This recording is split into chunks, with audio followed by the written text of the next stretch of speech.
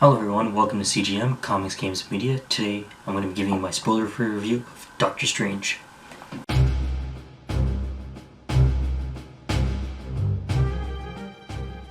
So we'll start off with the positives first. What I really enjoyed about this movie is that by far, for me personally, this is the most visually appealing movie out of all the other Marvel movies. The way that they use the CGI and the visual effects and combine them to make all these visual spectacles. So like one example would be if they're in a building, you'd see all the floor tiles get expanded and you get this really long linear pattern. Another example would be when they're in the external environments, you'd see all the buildings get like collapsed over each other and like windows rotating on the buildings and tilt sideways, and it just feels like it's a well-oiled machine working together, and it looks really cool. There's also some really good creepy visuals that you see.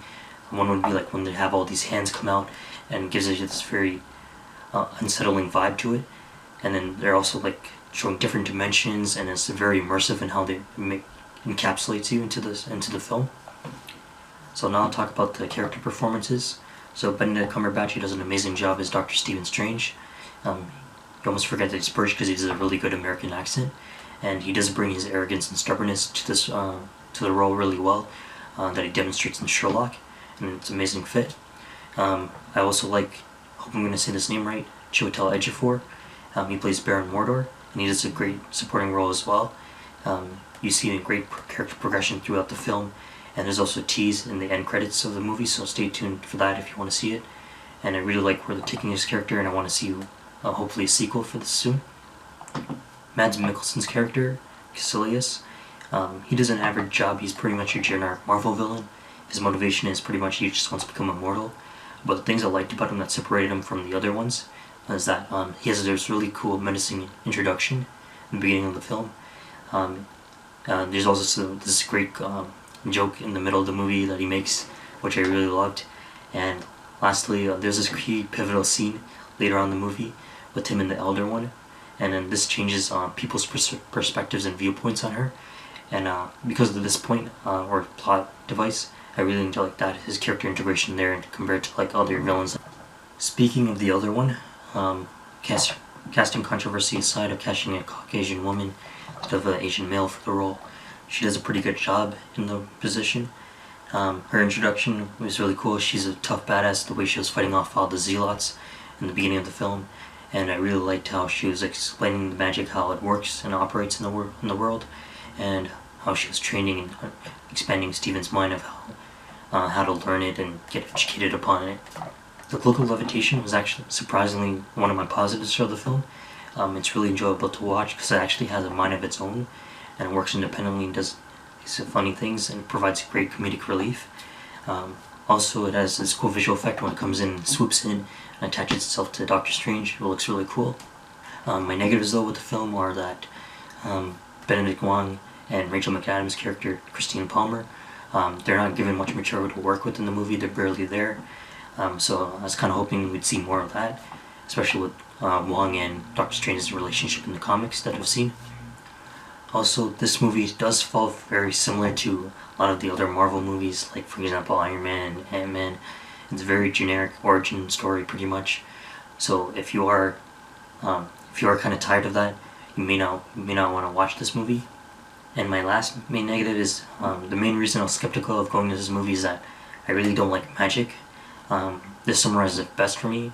This is from Brigand from Doctor Strange the Old Comic Book. Man, I hate magic. There are never any rules. This is because there are never confined restrictions or limitations of what can be done, what can't be done. It's never fully defined. So, and it's very overpowered, so that's what I don't like about it.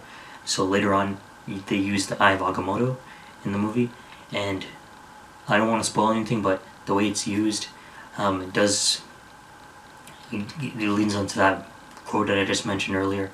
So that's one of the parts I don't like about the movie, because magic is just a wild topic. You can just enjoy it for what it is. However, for me, I like to sometimes think into these kind of things, and then that kind of bothers me throughout the movie. So as I mentioned earlier, there is an end credit scene and a mid credit scene as well, so stay around if you want to watch those.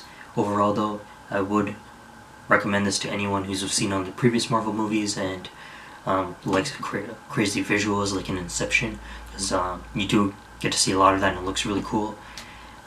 However, if you are tired of the similar origin stories like Ant-Man, Iron Man, for example, and getting tired of that repetitive formula, you might want to just pass up on this movie. For me though, I personally enjoyed it though. I really like it just based on those visuals alone, so that's just my opinion.